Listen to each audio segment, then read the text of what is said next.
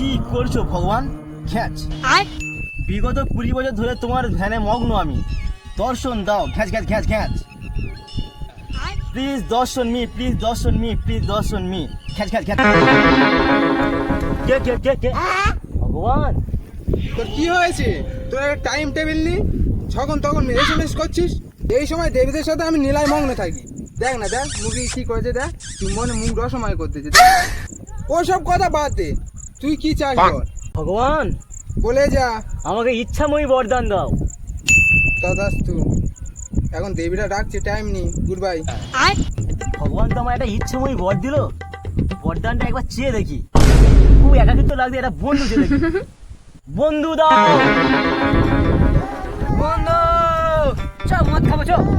এ কি অসৎ বন্ধু, তোমাকে আমার লাগবে না, যাও চলে যাও।